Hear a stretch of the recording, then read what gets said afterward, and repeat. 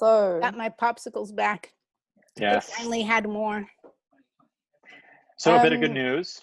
yeah, The TRO is ready to go as far as the court is concerned.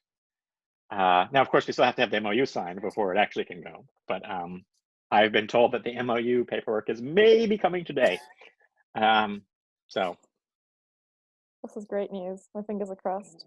So But the in terms of testing, TRO is done. So basically, you test it, and we're happy with it, and we get the MOU, and we can. Does that mean the courts? Does that mean the courts have tested the TRO also? They're not testing the TRO. the spot as well. Okay. They have engaged with they have engaged with the TRO and gone through it. Oh, okay, that's what I mean. That's what I mean. They've looked at. That's what I mean. Yes, not but tested it. They're not like doing like an extensive user testing. No. So, yes. That's not what I meant. I meant they've seen it and they've gone through it, not testing They have seen the output. They have walked through the interview. Mm-hmm. That's the reason why we changed the end of the interview to not suggest the housing court. Right. Yeah. Right. Yeah. So okay. that was their main bit of feedback. We'd made other bits of feedback on previous versions that they had walked through. I see. Okay. But basically the point was they have no further request for changes post the change to the addresses. Fantastic. And the MOU's language is, I believe, basically covers our ability to do Scrivener's changes. So plain language sort of changes, that sort of stuff. So we don't have to get like a stamp of approval every time we change a question, because that would just be, that would mean we couldn't improve things going forward, and it would be really hard. So, but yeah, so they basically said we've met the threshold for the TRO and are ready to go with that. So that's good. So Quentin, do you have something to say? I thought you just looked like you wanted to say something. No? No, I don't think so. No. Okay. Sorry, I forgot. And what I wanted to say is the one thing that we need to do other than testing is to get that cover page done. And I saw that, I think it's Emma Hollis did one for the 209A, the restraining order, that I've looked at. And I can just mock one up for the TRO. So that's the other thing that I know that was outstanding that we need. Well, I'm not sure if it's necessary to file, but it would be nicer for people who are the clerk to file, the registrar or whatever. So I'll do that when I get off this call. Just mock up that and send it in the channel. Then with the users cover page, next steps, it's really, this one is going to be a simple one. It's just going to say you can call the court or email. Can you email? You can call the court or call the court.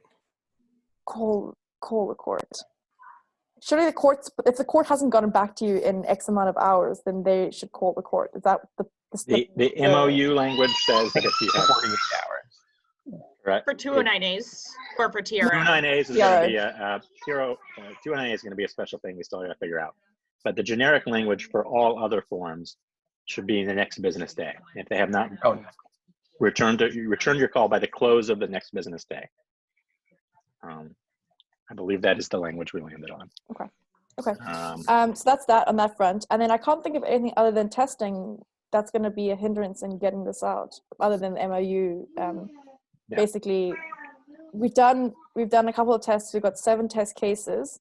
I just wanted to check if they don't have any relief selected, should they be able to continue with that interview or not? My understanding is that they shouldn't be able to, because surely you have to request relief. You're talking about TRO now? TRO, yeah. I don't think you can proceed if you haven't checked. Oh, I see what you're saying. We validate to make sure you say something went wrong, but we don't make you say that you're asking for anything. I think that is Is that an issue that I'm creating, or? My recollection was that it asked you, and then it said, then what you want is relief, and then it just said, like if I said I was locked out, it said I want back in. Yeah. But you could uncheck that, is the problem, right? So you're able to uncheck that. It is possible to go from needing help or like having your landlord do something wrong to asking for no kind of relief to completing the form. So that is what is currently possible. That's a good probably question. should not be possible. But Quentin said that would probably be is something you want to change, Quentin. I think we probably should add like similar validation code on that page that stops you from completing it if you don't ask for at least one thing. And Or we could take I don't know. Like a lot of our tests, like if there's something like that, it's hard to write the rest of the tests because, you know, we're like doing iterations. So do you think that's something you can do today, or just copy that over from the other I option? think I'm okay with that being a phase 2 thing. I think we probably shouldn't hold up to make these changes until we finish the 209A, basically. That's my thought, but so the TRO, that was my thinking as well, is that, you know, am I making an issue here that's not an issue? Because it does automatically check the count, the relief that, you know, with the issue that you select. What does the output look like if you you can't proceed without checking one? You can't proceed without checking an issue. Right. Oh, yes. But so once you've checked an issue, it automatically checks. Yeah, I just needed to wait for the end of the sentence. My apologies. No problem. So what does that look like for the output then? So if the form comes to the court, will they know what the issue was? They just won't know what the relief requested is? Yeah. Exactly, yeah. So I don't think that's it does automatically check something for you when you arrive there. Yeah, so I remembered if you that. take no action, then you're all set. Like if you don't uncheck something, then you're all set. So then what else is there left for us to test? Because we've tested, I think the one case that we haven't tested is when you have all three. You're locked out, your utilities were cut, and your quiet enjoyment was disturbed. That's the only, maybe one of our next steps is for Quentin to take a look at the test cases that have been run, to actually take a look at each of those test cases and see if there is a test case that still needs to be covered that we haven't covered. How does that say for that one with all three? I'm just really leery of, since we had this mostly ready, and it's been like a month since it's been mostly ready, I'd hate to like lose momentum on the 209A, which is also close to being able to move to the next step, to go back and fix things that, unless they're like, we absolutely need to fix this before it goes out. We won't know if the major things exist if we don't test the major things, and we want to make sure we've tested the major things. That is the problem. We're not asking you to go do the tests yourself, just to read the list of steps we wrote to make sure that we have covered the things that might go wrong, so that we have tested. I understand that each of those things that like takes a half hour, there are a lot of them that add up. So I want to minimize those. Yeah, no, of course. And I think that I'm confident with my understanding of the TRO and the test cases that have been written, save for two maybe that can still be written. One where everything is checked, and then one more. I think that we've covered all the major things that could possibly go wrong.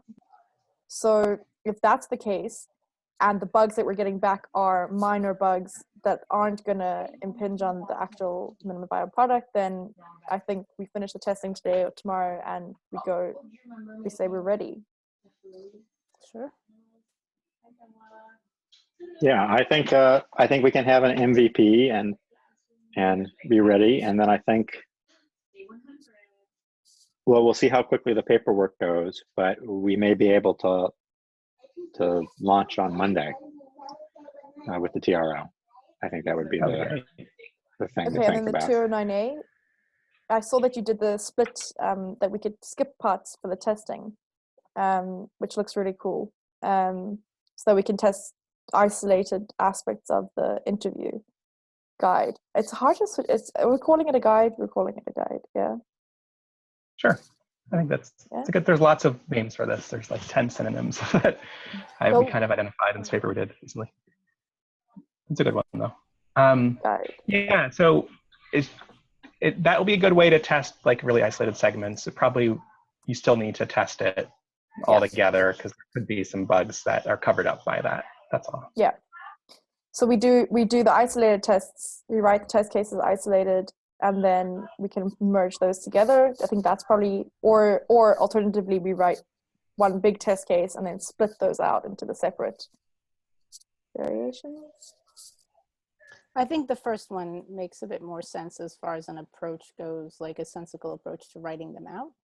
But what I think what Quentin is saying is he also wants tests like that run on like he wants the combo tests as well.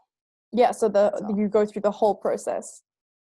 Right. So like if we write the individual tests and then use iterations of them, right? Put together iterations of them, I think that will be easier than writing out every full test every single time.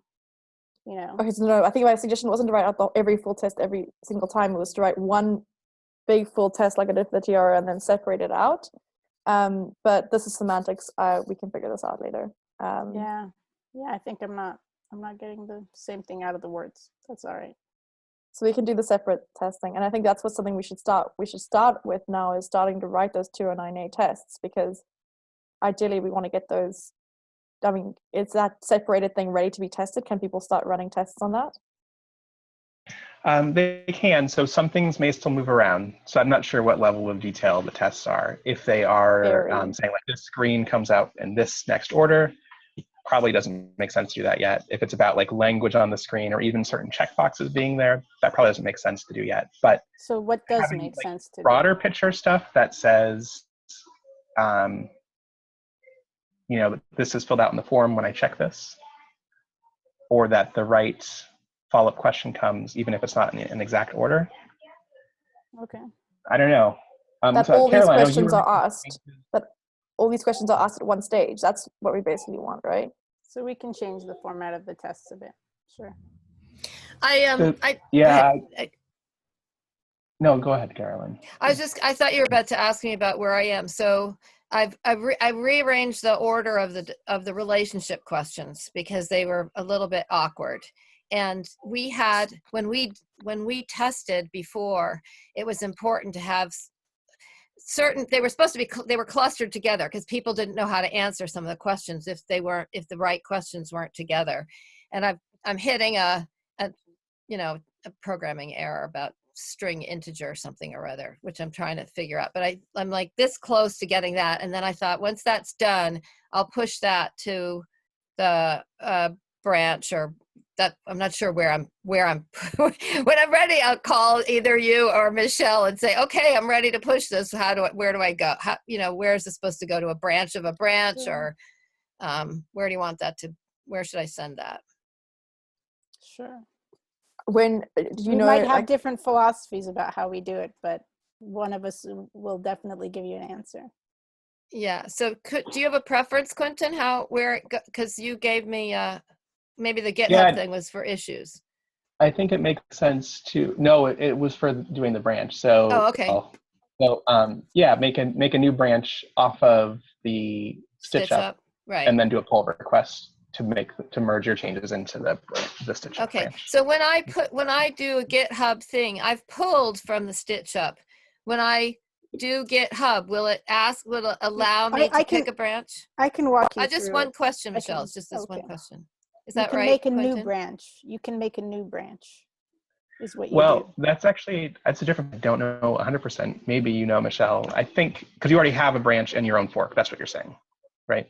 You have your own fork in your own GitHub. No, I pulled from your branch in mine. That's okay. If it's complicated, I just wanted to make sure I was doing what you wanted me to do. But I can talk to Michelle about the specifics.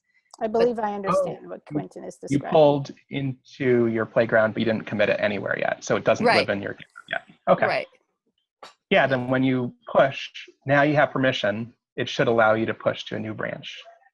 Okay. And you'll make the pull request off when you get to that part. You can say which branch you want to do. Right. Yeah. I just wasn't sure about pushing it. That was the thing. Talk to me briefly first. Because I will, because I don't want to make a commit to the 209A. What I found quite helpful in that is if you get Michelle, very helpful, on a call, and you say, this is what I was going to do. Is this right? And then she'll say no. Says, don't press that. That's exactly what she says. No. What are you thinking? And then she'll say, that's the way computers work. Yeah. It's a good learning experience, as opposed to just saying, Michelle, how do I do this? Right. To actually go on and say, this is what I would have done. Is this right? And then, and she can tell you're an idiot for thinking that way. Michelle never says that to me. says, it's just- okay. it's Everyone just makes you, mistakes, Caroline.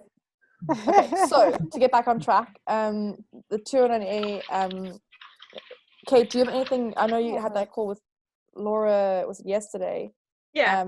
There's nothing else on that to report on that front, right? No, I think I was trying to like write down kind of the feedback they had. I think I pretty much made GitHub issues of the big points, and the other things they made, I know are things that are already like on Caroline's radar.